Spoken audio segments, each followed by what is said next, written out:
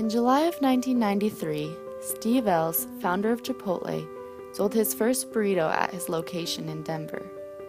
Only needing to sell 107 burritos a day to start turning a profit, Ells was selling 1,000 burritos a day within the first month of opening. After attending the Culinary Institute of America in New York, Ells, now a classically trained chef, wanted to transform the fast food experience. His approach? Provide a fast food experience that supplies fresh food made completely from scratch, a concept somewhat ahead of its time. It was this concept, however, that Chipotle has built its national empire upon. Now with over 2,000 locations nationwide, Chipotle promises its customers the ultimate fast food experience, an experience that sources the very best ingredients they can find prepared by hand, and vegetables grown in healthy soil, and pork from pigs allowed to freely root. They are committed because they understand the connection between how food is raised and prepared and how it tastes.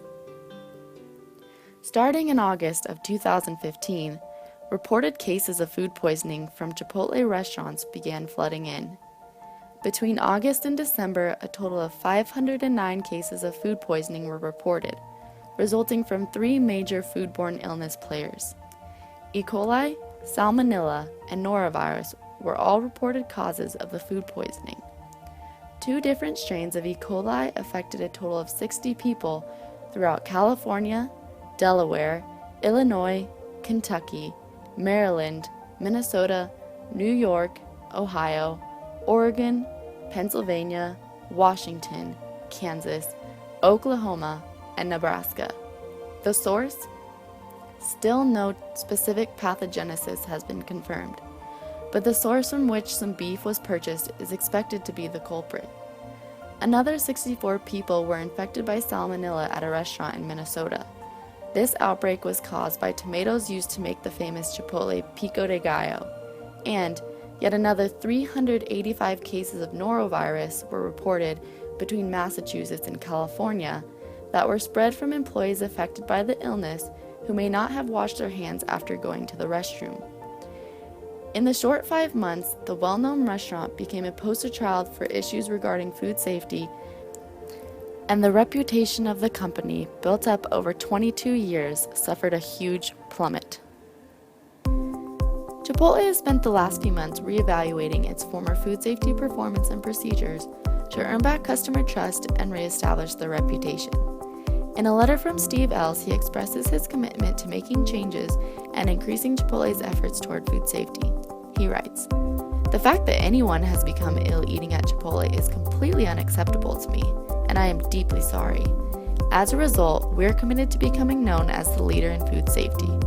We have collaborated with preeminent food safety experts to design a comprehensive food safety program that dramatically reduces risk on our farms, throughout the supply chain, and in our restaurants."